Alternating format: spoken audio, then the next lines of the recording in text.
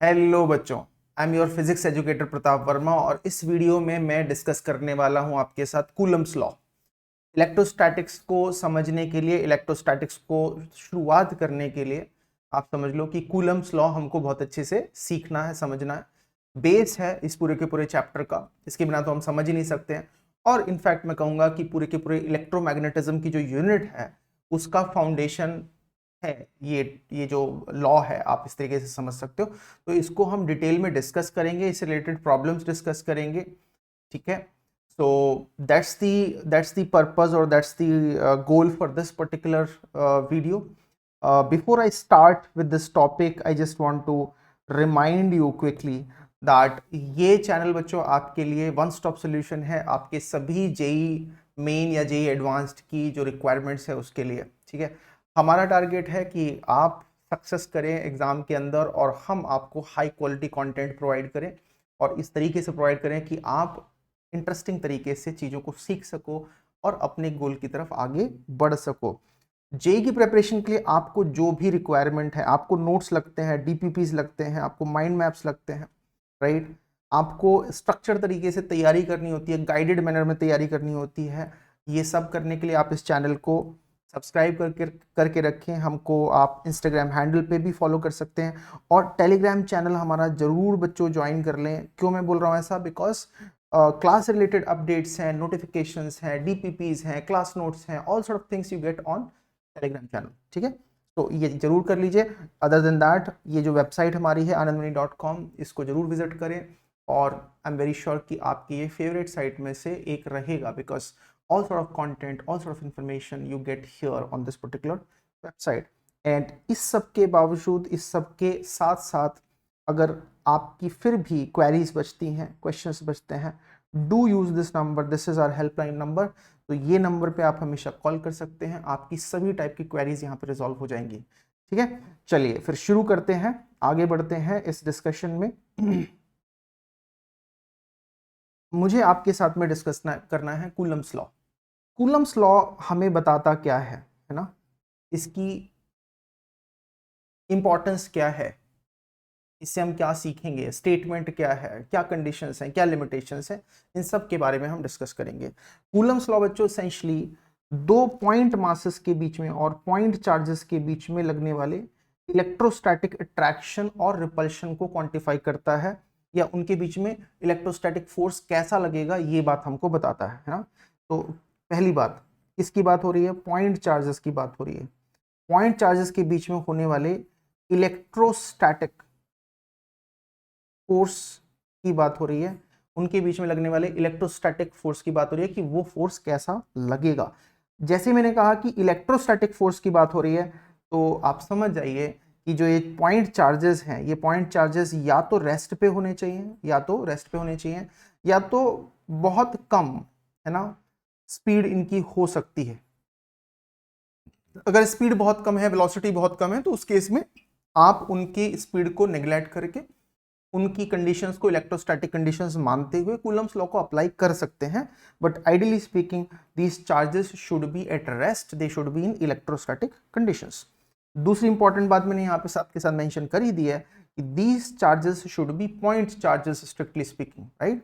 तो extended charges acceptable नहीं है कूलम्स लॉ को डायरेक्टली अप्लाई करने के लिए। फॉर एग्जाम्पल, अगर मैं आपसे कहूँ कि ये एक रॉड है और ये मेरे पास में लेट्स से एक क्यूब है, और मुझे इन दोनों के बीच में लगने वाला इलेक्ट्रोस्टैटिक फोर्स जो है वो निकालना है। दोनों के ऊपर कुछ चार्जेस हैं, लेट्स से इसके ऊपर प्लस क्यू है, इसके ऊपर 2q है, लेट्स से।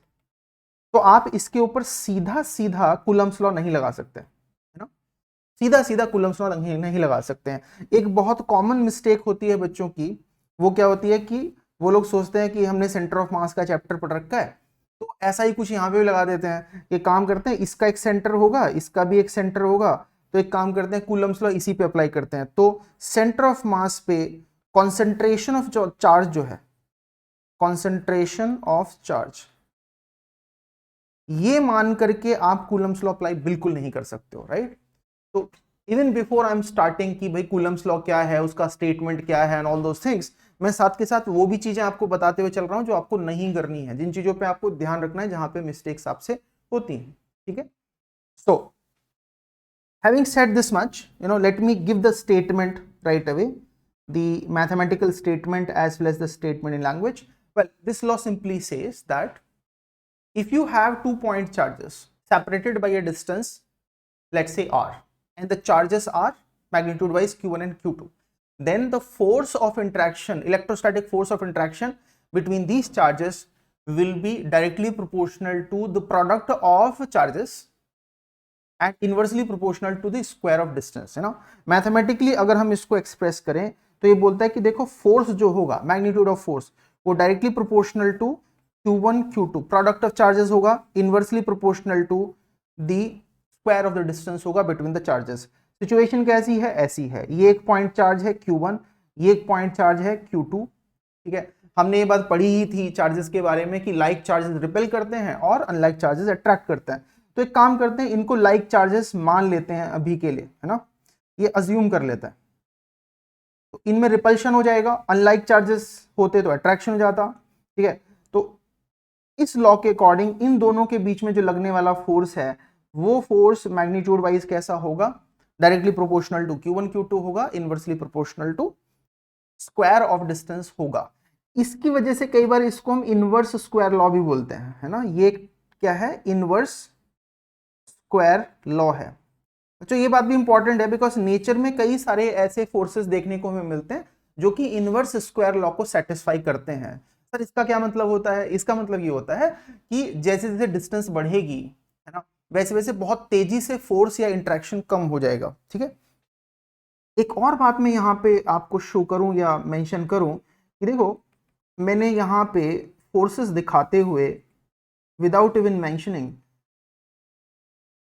एक काइंड ऑफ रूल फॉलो किया है, और वो रूल क्या है कि point charges Q1 and Q2 को जो कनेक्ट करने वाली जो लाइन है बच्चों, इनको कनेक्ट करने वाली जो ये लाइन है, मैंने इस लाइन के अलोंग इन दोनों फोर्सेस को शो किया है, isn't it? मैंने रेडियली अवे तो बनाया दोनों फोर्सेस को, ये फोर्स देखो ऐसे चला गया, ये वाला फोर्स ऐसे चला गया, तो ये दोनों रेडियली अवे लग रहे हैं। और इस प्रोसेस में मैंने क्या किया, इस प्रोसेस में दोनों को मैंने क्या किया, लाइन के अलोंग ही ड्रॉ किया है। So these forces are essentially along the line connecting Q1 and Q2, ठीक है। ऐसे फोर्सेस को हम एक नाम भी देते हैं, ऐसे फोर्सेस को हम नाम देते हैं सेंट्रल फोर्सेस। क्या बोलते हैं इनको, सेंट्रल फोर्सेस बोलते हैं। तो coulomb attraction is also, coulomb repulsion is also a central force, ठीक है। सो ये कंडीशन भी हमारी सेट हो गई। देखो अब एक एक करके पॉइंट्स ऐड होते चले जा रहे हैं कि चार्जेस पॉइंट चार्जेस होने चाहिए, ठीक है। उनके बीच में लगने वाला फोर्स हमेशा उनको कनेक्ट करने वाली लाइन के अलोंग लगेगा, चाहे अट्रैक्शन हो चाहे रिपल्शन हो। ऐसे फोर्सेस को हम क्या बोलते हैं, सेंट्रल फोर्सेस। तो ये भी एक सेंट्रल फोर्स हो गया। जहां तक फोर्स के मैग्नीट्यूड की बात है तो फोर्स का मैग्नीट्यूड मैं बता चुका हूं किस किस चीज पर डिपेंड करेगा।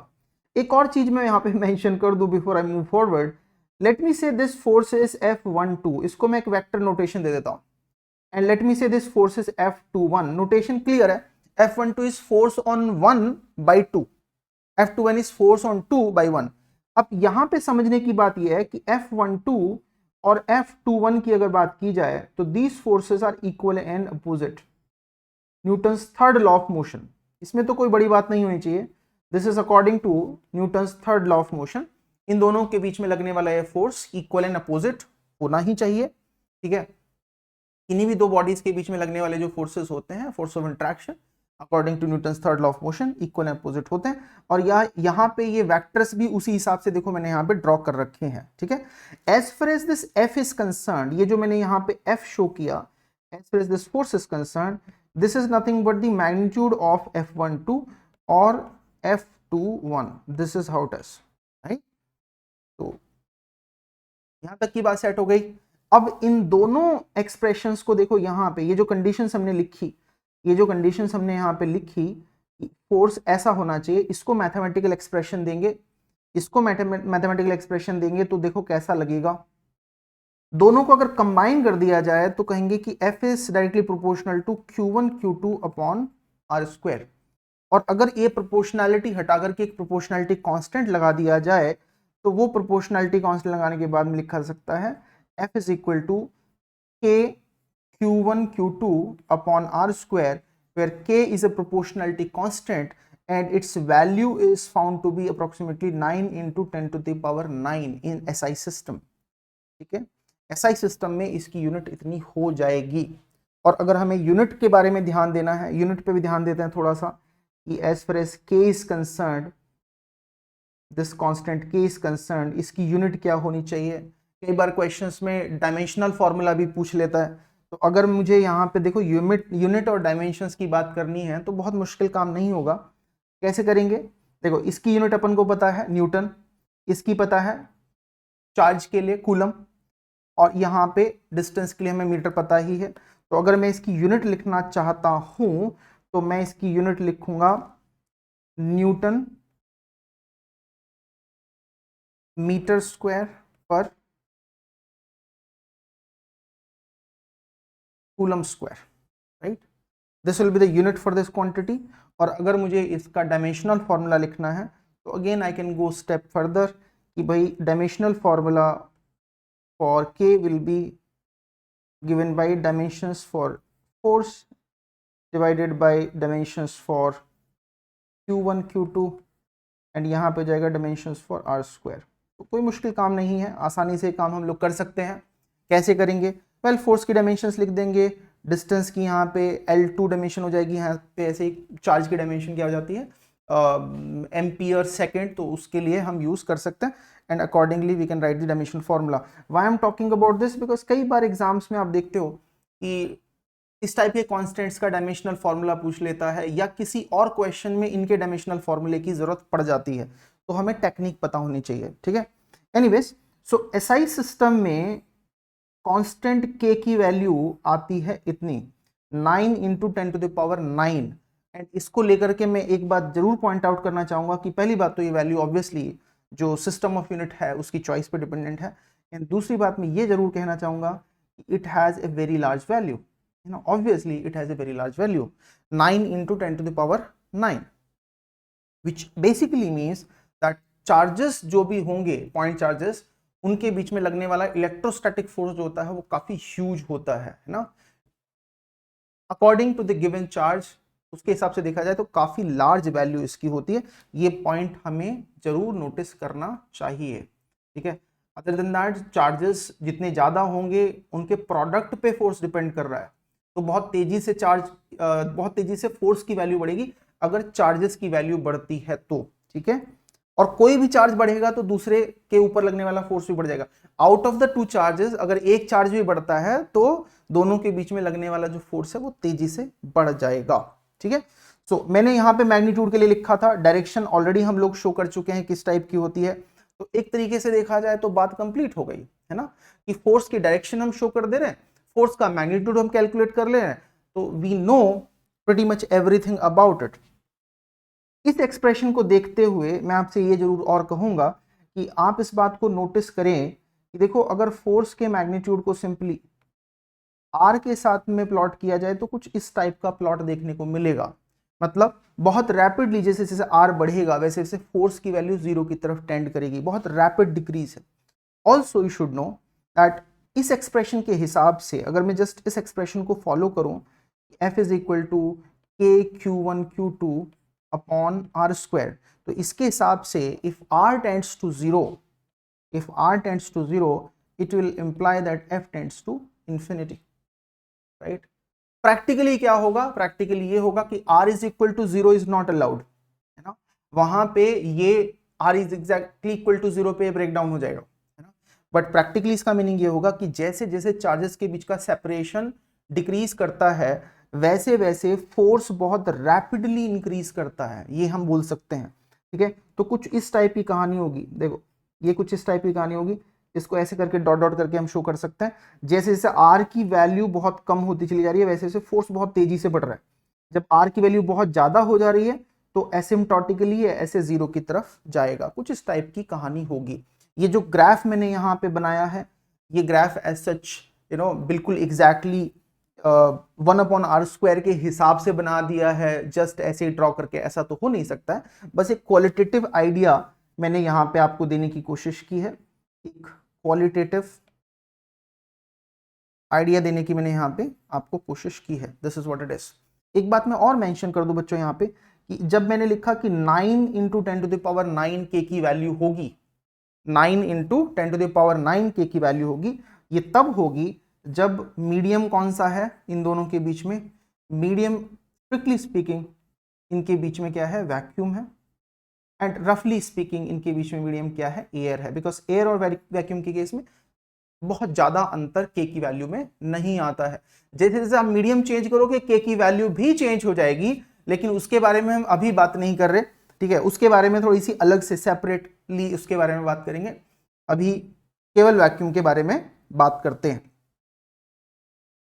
हैविंग सेड दिस मच, कुछ क्वेश्चंस और आपके दिमाग में आने चाहिए यहाँ पे, लेजिटिमेटली आते भी हैं एंड एज ए टीचर मुझे बहुत बार सुनने को मिलते हैं, उनको भी मैं एक एक करके रेफर करना शुरू करूंगा। One of the very common questions और डिमांड इज कि sir how do we write it in vector form, खासकर बोर्ड एग्जाम में इससे रिलेटेड क्वेश्चन पूछ लेता है, ठीक है, कि इसको वेक्टर फॉर्म में हम कैसे रखें कूलम्स लॉ को।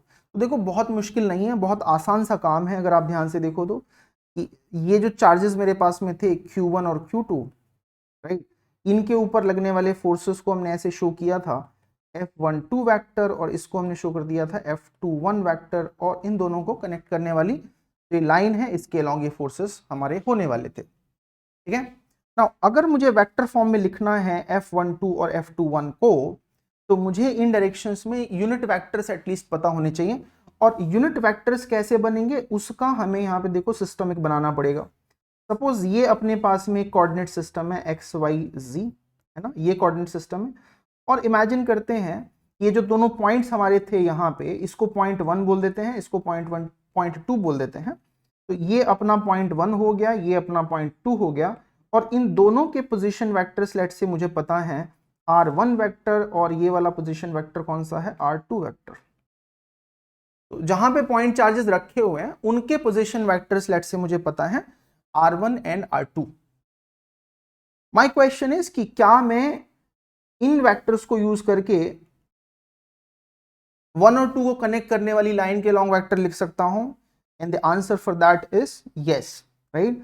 अगर मैं देखो ये वाला वेक्टर फॉलो करूं, ये वाला वेक्टर बनाने की कोशिश करूं, लेट मी से this vector is R21। R21 का मतलब यहां पे मेरे लिए क्या है, R21 का मेरे लिए यहां पे मतलब है position vector of 2 with respect to 1. This is what I mean. R21 position vector of 2 with respect to 1. तो आप इस वेक्टर ट्रायंगल में आसानी से देख सकते हो कि R1 वेक्टर और R21 वेक्टर को ऐड करने से हमें R2 वेक्टर मिल जाना चाहिए, या R21 vector is nothing but equal to R2 vector minus R1 vector. आप ये देख सकते हो आसानी से, राइट। देखो triangle law of vector addition मैंने लगा दिया यहाँ पे, ये वेक्टर और ये वेक्टर, इन दोनों के एडिशन से क्या हो गया, इन दोनों के एडिशन से ये वाला वेक्टर अपन को मिल गया, यानी कि इस वेक्टर को अपन यहाँ पे ऐसे लिख सकते हैं। अगर ये वेक्टर हम लिख सकते हैं, और देखो आइडिया इसके पीछे ये है कि व्हेन आई एम सेइंग कि 2 और 1 का पोजीशन वेक्टर पता है, तो in other words I am saying कि उनकी एग्जैक्टली पोजीशन मेरे को पता है ना। फॉर एग्जाम्पल ऐसे सोच करके देखो, अगर पॉइंट 2 के कोऑर्डिनेट्स हैं x2 y2 z2, ये इसके कोऑर्डिनेट्स हैं, तो पोजीशन वेक्टर R2 क्या हो जाएगा, R2 हो जाएगा x2 i cap plus y2 j cap plus z2 k cap. ऐसे ही अगर मुझे इसके पोजीशन वेक्टर के कोऑर्डिनेट पता होते, और रादर पॉइंट 1 के कोऑर्डिनेट्स पता होते x1 y1 z1, तो मैं इसके लिए भी सेम काम कर सकता था कि R1 vector is equal to x1 i cap plus y1 j cap plus z1 k cap. कहने की बस मेरी इतनी सी बात है यहाँ पे कि अगर किसी कोऑर्डिनेट सिस्टम में आपको पॉइंट 1 2 के बारे में सफिशिएंट इंफॉर्मेशन है, तो उसको यूज करके आप क्या कर सकते हो, उनके पोजीशन वेक्टर लिख सकते हो। उससे क्या कर सकते हो, एक दूसरे के रिस्पेक्ट में इनके पोजीशन वेक्टर लिख सकते हो। और पोजीशन वेक्टर लिखने का क्या एडवांटेज होगा वो भी मैं बताते हुए आपको चलूंगा। जब मैंने ये पोजीशन वेक्टर लिख दिया, तो इसको यूज करके मैं फर्दर यूनिट वेक्टर भी लिख सकता हूं। फॉर एग्जांपल R21 की डायरेक्शन में यूनिट वेक्टर अगर मुझे लिखना हो, तो what do I have to do, R21 vector को मैं उसके मैग्नीट्यूड से डिवाइड कर दूंगा, दैट्स इट। मैं इसको उसके मैग्नीट्यूड से डिवाइड कर दूंगा। सो इफ आई ये इंफॉर्मेशन थोड़ा सा दिख नहीं रहा है ठीक से, let me put it. Position vector लिखने के लिए हमने काम कर ही लिया था, और उसके बाद में हम क्या कर रहे हैं, यूनिट वेक्टर। यूनिट वेक्टर बनाना आसान होता है, तो unit vector is nothing but the vector divided by its magnitude. This vector over here will represent what, ये क्या रिप्रेजेंट करेगा, ये रिप्रेजेंट करेगा एक unit vector along R21 vector. Position vector of 2 with respect to 1, उस direction में unit vector हमारा ये R21 वेक्टर हो जाएगा। यूनिट वेक्टर निकालने का फायदा क्या हुआ, यूनिट वेक्टर निकालने का देखो फायदा यहां पे देखते हैं। ये जो वेक्टर था, देखो ये 2 है और ये 1 है, ये वाला वेक्टर अपना कौन सा था, R21 वेक्टर था, ये अपना R21 वेक्टर था। इसकी डायरेक्शन में जो यूनिट वेक्टर होगा वो R21 कैप हो जाएगा। तो मैं अब यहां पे देखो वेक्टर नोटेशन में कैसे लिखूंगा, मैं F21 इस फोर्स को लिख रहा हूं K Q1 Q2 upon R square, जो मैग्नीट्यूड था फोर्स का। अगर चार्जेस पॉजिटिव नेगेटिव भी होते तो हम उसका मॉड वैल्यू ले लेते और उसको क्या करते, R21 कैप से मल्टीप्लाई कर देते। That's all we have to, है ना। यानी कि अभी इसके साथ साथ मैं एक तरीके से आपको एक टेक्निक भी बता रहा हूं कि जब भी आपको वेक्टर फॉर्म में फोर्स लिखना है तो आप क्या करोगे, मैग्नीट्यूड अलग निकाल लोगे, यूनिट वेक्टर अलग निकाल लोगे, दोनों को मल्टीप्लाई कर दोगे, दैट्स इट, है ना। F21 हमने इस तरीके से निकाल लिया, F12 निकालने के लिए तो कुछ करना ही नहीं है, उसका बस उल्टा कर देना है, F21 का माइनस साइन, -1 से मल्टीप्लाई कर दो, काम खत्म हो गया। तो प्रैक्टिकली अगर ऐसा कुछ करना हुआ तो स्टेप 1 क्या हुआ, आप मैग्नीट्यूड कैलकुलेट करो।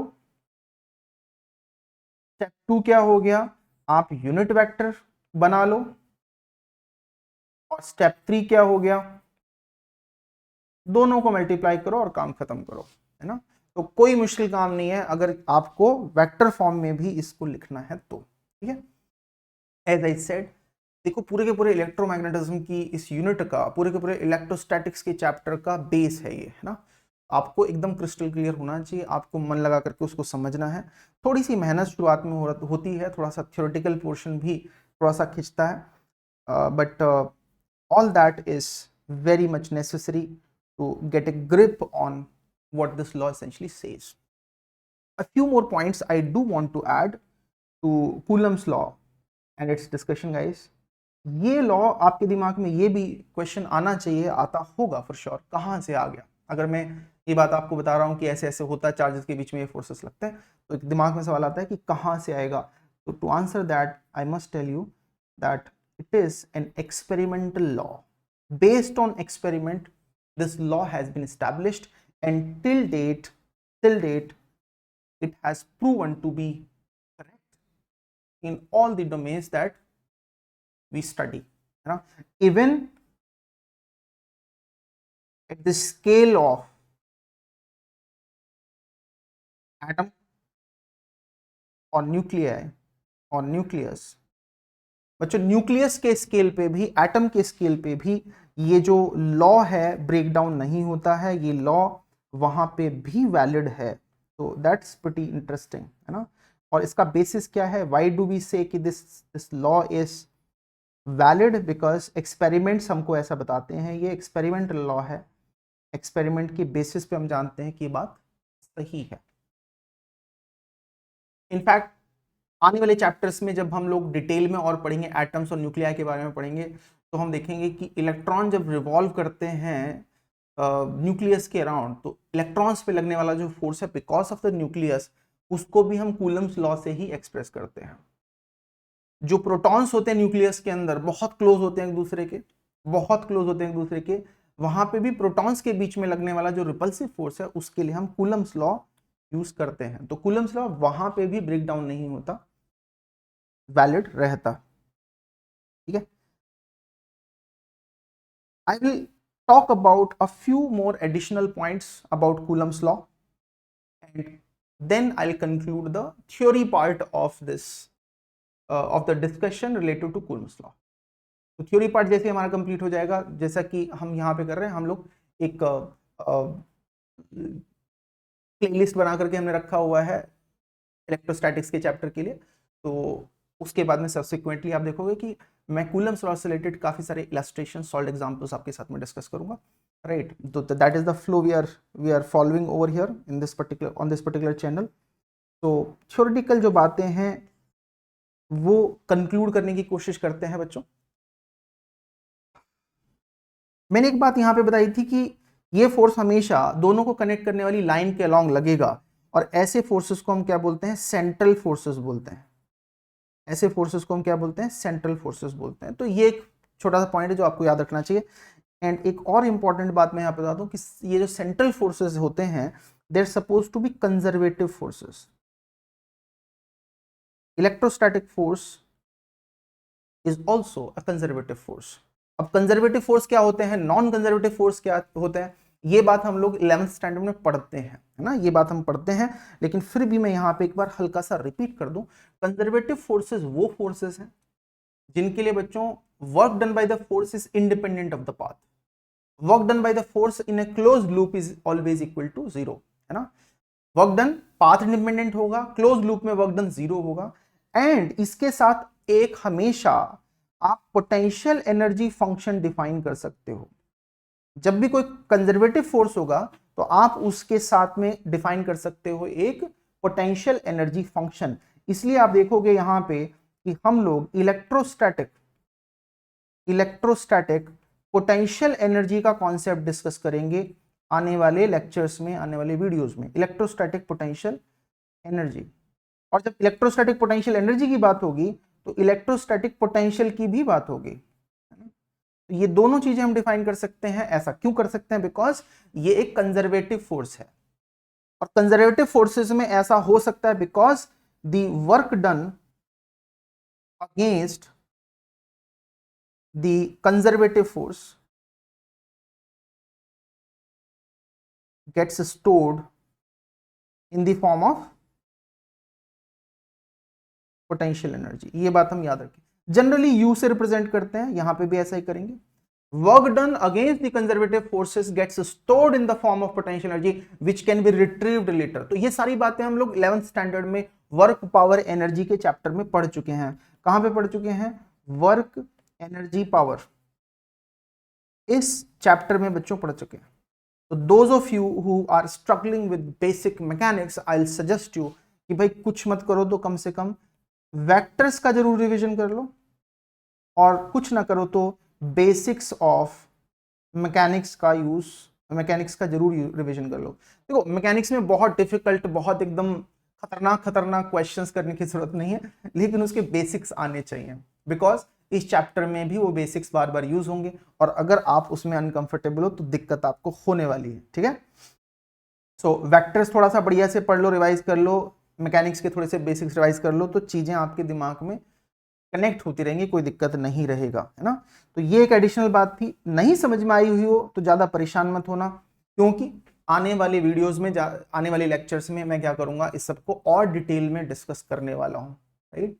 और 11th स्टैंडर्ड का हल्का सा आपको रिविजन करना है तो आपका काम हो जाएगा, ठीक है। तो ये एक दो एडिशनल बातें मेरे को आपको बतानी थी कि ये सेंट्रल फोर्स होते हैं।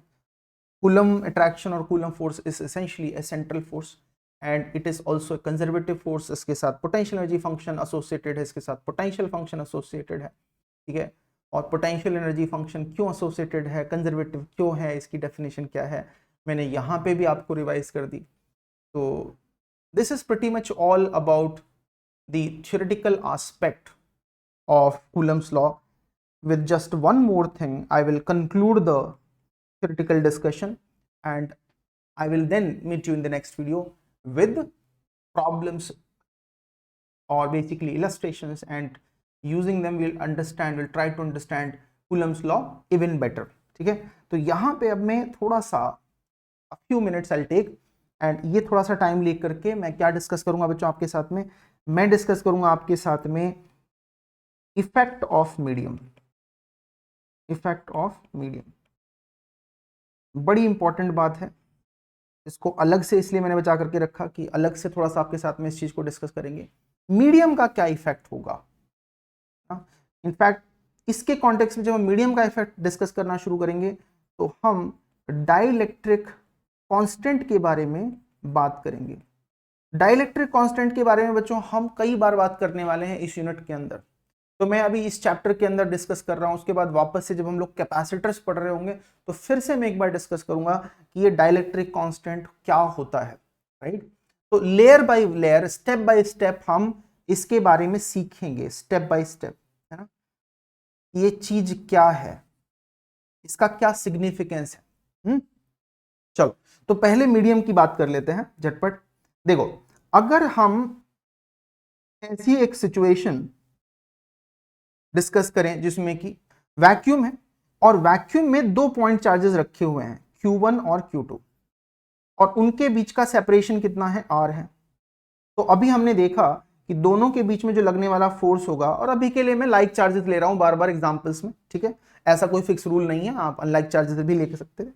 तो इन पे लगने वाले फोर्सेस को हमने लिख दिया F21 एंड F12, ये हमने लिख दिया। और इनका जो मैग्नीट्यूड है F12 और F21 का, उसको हम यहां पे बोल रहे थे क्या, F, राइट। तो that value will be equal to K Q1 Q2 upon R square. मैं आपको यहां पे बताऊं कि ये जो K Q1 Q2 upon R square है, इसमें मैंने आपसे कहा सिंप्लिसिटी के लिए मैंने बस कहा कि K की वैल्यू 9 इंटू 10⁻9 होती है। और वो कब होती है, जब हम वैक्यूम के साथ में डील कर रहे हैं, जब चार्जेस कहां पे रखे हो, वैक्यूम में रखे हुए, ठीक है। और ऑब्वियसली इलेक्ट्रोस्टैटिक कंडीशंस है तो अपनी अपनी जगह फिक्स होंगे।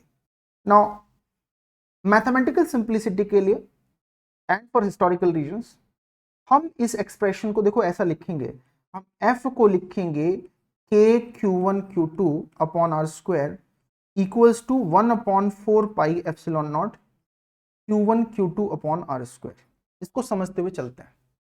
K की जगह हमने क्या कहा, 1/4 पाई एप्सिलॉन नॉट। इसका भी सिग्निफिकेंस समझ लेते हैं, 4 समझ में आता है, पाई समझ में आता है, ये एप्सिलॉन नॉट क्या आ गया। एप्सिलॉन नॉट का जो नाम है, पढ़ते हैं इसको एप्सिलॉन नॉट, ग्रीक सिंबल है ना। तो एप्सिलॉन सबस्क्रिप्ट नॉट 0, तो एप्सिलॉन नॉट मैंने यहां पे लिखा, पढ़ते ऐसे हैं, ठीक है। बोलते क्या है फिजिक्स में, इसका क्या नाम है, this is called permittivity of free space और वैक्यूम। क्या है ये, परमिटिविटी ऑफ फ्री स्पेस और वैक्यूम। इसकी वैल्यू कितनी होगी, अप्रोक्सीमेटली 8.85 और 8.86 इंटू 10⁻⁻12 होगी एसआई सिस्टम के अंदर, एसआई सिस्टम ऑफ यूनिट्स में, जिसको आप आसानी से लिख सकते हो। इस बार क्या हो जाएगा, कूलम स्क्वायर पर न्यूटन मीटर स्क्वायर, राइट। तो एसआई सिस्टम में इसकी वैल्यू इतनी होगी 8.85 10⁻⁻12। के की वैल्यू मैंने आपको एसआई सिस्टम में ऑलरेडी बता दी थी, अप्रोक्सीमेटली 9 इंटू 10⁻9। पढ़ते क्या है इसको, परमिटिविटी ऑफ फ्री स्पेस। ये एक यूनिवर्सल कांस्टेंट है बच्चों, ये एक यूनिवर्सल कांस्टेंट है। इसका मतलब क्या हुआ, दिल्ली हो चाहे लंदन हो चाहे मार्स पे तुम एक्सपेरिमेंट कर लो, एप्सिलॉन नॉट की और के की वैल्यू इतनी ही रहेगी, कोई अंतर इसमें नहीं पड़ेगा। ऑन दी अदर हैंड, अगर मैं सेम चीज को, सेम सेटअप को क्या करता, एक दूसरे मीडियम में स्टडी कर रहा होता। फॉर एग्जाम्पल, अगर मैं आपसे कहूं कि वैक्यूम की जगह यहां पे वाटर है या कोई भी दूसरा मीडियम है for that matter, right, and I wish to repeat the same discussion there, ठीक है। तो अपने पास में फिर से वही Q1 Q2 चार्जेस हैं और इनके बीच में लगने वाले फोर्सेस के बारे में हम बात करेंगे। तो these are the charges Q1 and Q2, इनके बीच में ये फोर्सेस रख रहे हैं F21, इस बार मैं इसको F21 डैश बोल देता हूं, इसको मैं बोल देता हूं F12 डैश, राइट। और कैच यहां पे ये है कि आई एम सेइंग कि these two charges this time are sitting inside water. Imagine this situation that these charges here are inside water. तो let's say ऐसा है, ये वाटर का एक कंटेनर भरा हुआ है, वाटर की जगह कोई और भी मीडियम हो सकता था, मैं एग्जांपल के लिए वाटर ले रहा हूँ। तो a container is there, it is filled with water and these charges are fixed within that, and now we are interested in the force acting between the charges। बाकी सब कुछ सेम है, मतलब चार्जेस का अमाउंट सेम बना हुआ है, charges same है, Q1 Q2 दोनों के बीच में सेपरेशन सेम है, वो अपनी जगह फिक्स है, सब कुछ सेट है, ठीक है। नाउ द क्वेश्चन इज कि इस सिचुएशन में इनके बीच लगने वाला फोर्स कितना होगा। Let us try to talk about that. तो if you think about the force guys between these two, तो देखो फोर्स क्या होगा, F1 डैश और F2 डैश, इसका जो मैग्नीट्यूड है उसको बोल देते हैं F डैश, राइट। इधर F था, इधर दूसरी तरफ F डैश बोल दिया। तो बच्चों ये जो F डैश फोर्स है उसकी वैल्यू कितनी हो जाएगी, इसकी वैल्यू हो जाएगी 1/4 pi epsilon Q1 Q2 upon R square. और इसको मैं अलग अलग तरीके से लिखने वाला हूं, राइट। अलग अलग तरीके से कैसे लिखने वाला हूं, F dash is equal to 1/4 pi Q1 Q2 upon R square, ये एक लिखने का तरीका है। यहां पे अगर हम एप्सिलॉन लिखेंगे, let me just correct it, केवल एप्सिलॉन नॉट होता तो फिर तो वैक्यूम वाला केस हो जाता, ठीक है। तो जब हम यहां पे लिखेंगे, हम इसे लिखेंगे 1/4 pi epsilon, Greek symbol epsilon, not नहीं लगाया इस बार मैंने, Q1 Q2 upon R square. Epsilon का मीनिंग समझते हुए चलेंगे। एप्सिलॉन यहां पे क्या है, परमिटिविटी ऑफ द मीडियम। क्या बोल रहे हैं हम इसको, permittivity of the medium, not vacuum, and it depends on medium, it depends on medium. Same चीज को हम ऐसे भी लिखते हैं 1/4 pi epsilon not epsilon R Q1 Q2 upon R square. Epsilon not हम पहले से जानते हैं, परमिटिविटी ऑफ फ्री स्पेस। तो यहां पे नया टर्म कौन सा आया, एप्सिलॉन R आया। इसको हम बोलते हैं बच्चों relative permittivity, relative permittivity. Now ये सब पे मैं टाइम स्पेंड कर रहा हूं आपके साथ में because these basics should be clear to you. ये थियोरेटिकल एस्पेक्ट आपको क्लियर होना चाहिए। पूरे चैप्टर में आप देखोगे कि बीच बीच में आधा घंटा 1 घंटा हम स्पेंड करेंगे किसी थ्योरेटिकल पार्ट पे, है ना, किसी कॉन्सेप्ट के ऊपर। जैसे मैं यहाँ पे कूलम्स लॉ और उससे रिलेटेड जितनी बातें उनके बारे में डिस्कस कर रहा था इस लेक्चर के अंदर, ठीक है। On the other hand there will be many many lectures, many many videos जिसमें हम प्रॉब्लम्स बस सॉल्व कर रहे होंगे। दोनों की अपनी इंपॉर्टेंस है। आप समझ लो फिजिक्स में कॉन्सेप्ट्स का बहुत बड़ा गेम है। अगर आपके कॉन्सेप्ट्स फंडास क्लियर हैं तो आप कम क्वेश्चंस करके भी ज्यादा मार्क्स निकाल सकते हो, और अगर वो हिले हुए हैं तो ज्यादा क्वेश्चन करके भी आप नए क्वेश्चन में फिर से फंस जाओगे। तो बी क्लियर अबाउट दैट। तो ऐसे ही आने वाले टाइम में लेट्स से हम इलेक्ट्रिक फील्ड के बारे में बात करेंगे, इलेक्ट्रिक पोटेंशियल के बारे में बात करेंगे, इलेक्ट्रिक पोटेंशियल एनर्जी के बारे में बात करेंगे। तो वहां पे भी पहले एक बार कॉन्सेप्ट पे या थ्योरी पे हम लोग अच्छे से डीप डाइव मारेंगे और उसके बाद हम प्रॉब्लम सॉल्व करना शुरू करेंगे, ठीक है। तो this is your relative permittivity of the medium.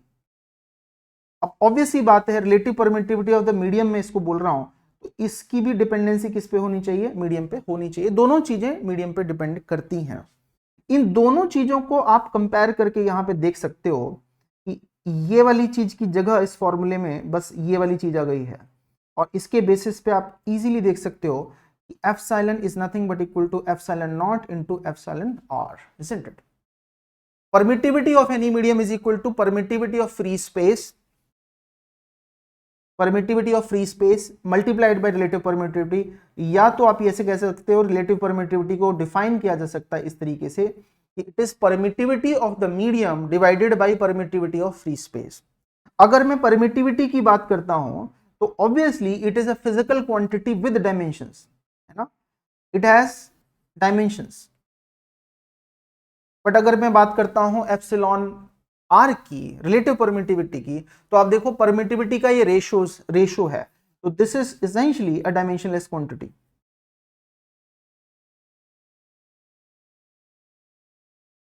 This is a dimensionless quantity. जैसे कि हमने यहाँ पे वाटर का बच्चों एग्जांपल लिया हुआ था, हम वाटर को लेकर के सारा डिस्कशन कर रहे थे कि पार्टिकल वहां पे रखे ऑल दैट।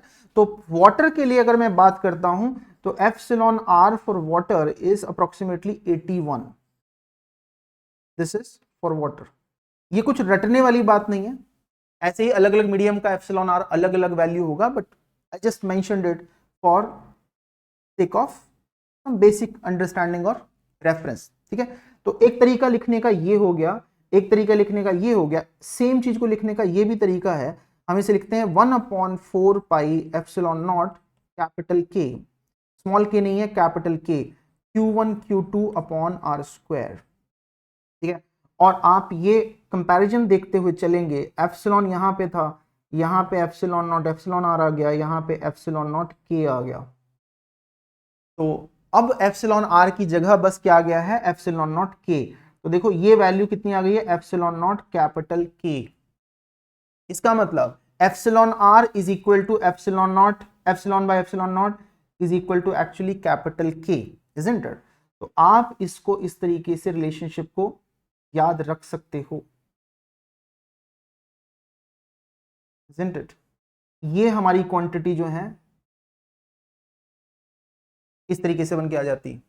तो अगर देखा जाए तो लिखने का बस तरीका अलग हुआ है। कैपिटल के, जिसको हम बोलते हैं dielectric constant, capital K is equal to dielectric constant is nothing but equal to epsilon R और relative permittivity of the medium. ये दोनों चीजें अलग अलग नहीं है, दोनों चीजें सेम ही है। Relative permittivity of the medium और डाइलेक्ट्रिक कांस्टेंट सेम चीज है। these are just numbers, these are just numbers, they are dimensionless quantities, है ना? तो किस कॉन्टेक्स्ट में उसको डिफाइन किया गया होगा, क्या उसका हिस्टोरिकल बैकग्राउंड होगा, कुछ सिग्निफिकेंस होगा, उसकी वजह से सेम क्वांटिटी को मैं बोल रहा हूँ डाइलेक्ट्रिक कांस्टेंट, उसकी वजह से सेम क्वांटिटी को मैं बोल रहा हूँ रिलेटिव परमिटिविटी, है ना? भाई एक इंसान के भी तो दो नाम हो सकते हैं ना, बिल्कुल ऐसी ही बात है। तो ऐसे ही ये डाइलेक्ट्रिक कांस्टेंट और रिलेटिव परमिटिविटी सेम ही क्वांटिटी है। तो ये कहानी आपको क्रिस्टल क्लियर हो जानी चाहिए, बिकॉज इससे रिलेटेड बच्चों कॉन्सेप्चुअल क्वेश्चंस आपसे एग्जाम में पूछे जाते हैं, और ये आपको क्लियर होगा तो आपको क्वेश्चंस में फंसने का पॉसिबिलिटी आपका कम होता चला जाएगा। डाइलेक्ट्रिक कांस्टेंट के बारे में एक और एडिशनल बात आप समझ लो, विद दैट हम इसको पूरे डिस्कशन को रैप अप करेंगे, कंक्लूड करेंगे कि देखो डाइलेक्ट्रिक कांस्टेंट कैपिटल के या रिलेटिव परमिटिविटी एप्सिलॉन आर, इसकी जो वैल्यू होगी वो 1 से लेकर के इंफिनिटी तक होगी। ये हमेशा पॉजिटिव होगा, ये हमेशा पॉजिटिव होगा, और इसकी वैल्यू 1 से लेकर के कहां तक है, इंफिनिटी तक है। This is the range in which it works, है ना?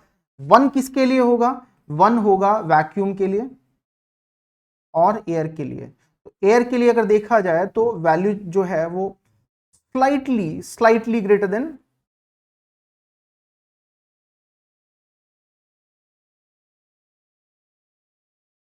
1 होगी strictly speaking, but for all practical purposes हम उसको 1 लेकर के प्रॉब्लम्स को सॉल्व करते हैं, ठीक है? वेल, मैंने डिस्कशन शुरू किया था इस कंपैरिजन से कि हम मीडियम का इफेक्ट देखना चाहते हैं, उसके कॉन्टेक्स्ट में डाइलेक्ट्रिक इफेक्ट की, डाइलेक्ट्रिक कांस्टेंट की बात होगी, और वो डिस्कशन लीड किया पूरा का पूरा इस डिस्कशन को कि कैपिटल के क्या है, एप्सिलॉन क्या है, एप्सिलॉन नॉट क्या है। इस डिस्कशन के अंदर ये सारी की सारी बातें आई, राइट? और फाइनली जहां से मैंने डिस्कशन को स्टार्ट किया था, मैं वहां पे इस बात को कंक्लूड करता हूं कि देखो, जब दोनों के बीच में वैक्यूम है या एयर है, तो फोर्स ऑफ रिपल्शन और attraction is 1/4 pi epsilon not Q1 Q2 upon R square. लेकिन जब दोनों के बीच में कोई दूसरा मीडियम आ गया, जैसे ये वाली सिचुएशन मैंने बताई, यहां पे पानी है और पानी के अंदर ये चार्जेस रखे हुए हैं, लेट्स से, ठीक है, इस तरीके से कि चार्जेस डिफ्यूज ना हो, ना, चार्जेस अपना मेंटेन करते हैं बॉडीज। तो उस सिचुएशन में फोर्स कितना हो गया, 1/4 pi epsilon not K Q1 Q2 upon R square. Let me summarize this thing here, कि जब वैक्यूम था तो फोर्स ऑफ अट्रैक्शन दोनों के बीच में था 1/4 pi epsilon not Q1 Q2 upon R square.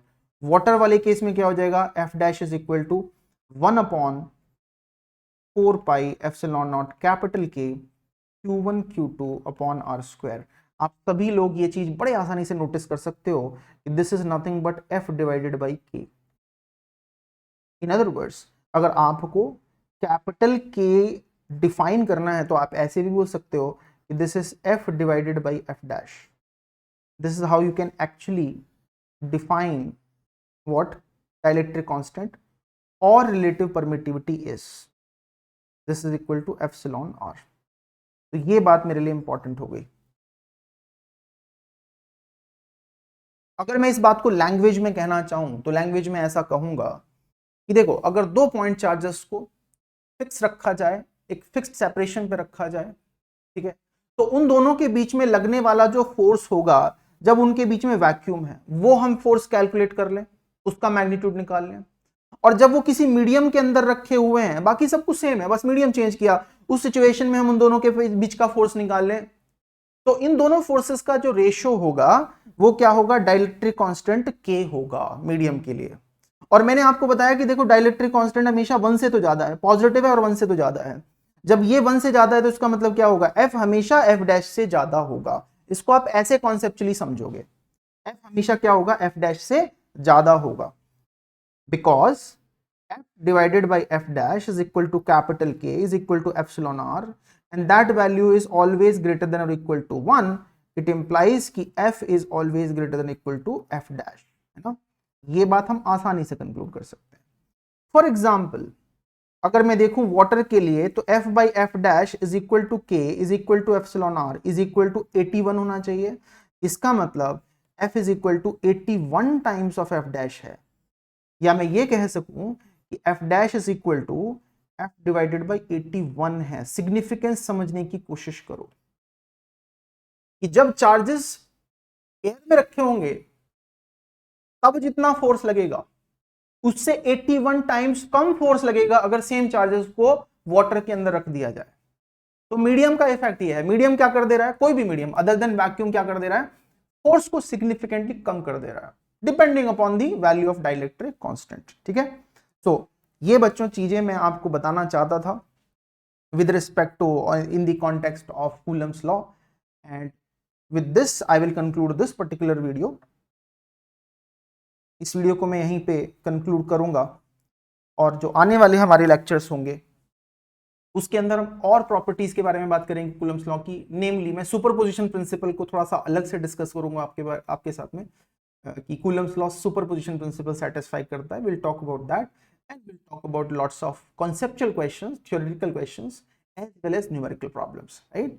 So I conclude this lecture over here. Conclude करने के पहले एक बार फिर से एक जेंटल रिमाइंडर आपके लिए बच्चों, आपकी कोई भी क्वेरी है सब्जेक्ट से रिलेटेड, कोई भी डाउट्स आपके हैं, आपको कुछ भी हमारे चैनल से रिलेटेड, कंटेंट से रिलेटेड कोई भी क्वेरी है, टीम से रिलेटेड, तो आप हमारे इस हेल्पलाइन नंबर पे कांटेक्ट कर सकते हैं, राइट। ये आपके लिए ही है, राइट। अदर देन दैट आपको इस चैनल का कंटेंट अच्छा लग रहा है, ये वीडियो अच्छा लग रहा है, तो please do like it, share करिए अपने दोस्तों के साथ में, सब्सक्राइब कर लीजिए चैनल, और टेलीग्राम चैनल जरूर हमारा ज्वाइन करके रखिए। ठीक है, चलिए नेक्स्ट वीडियो में मिलते हैं आपसे। Thank you very much.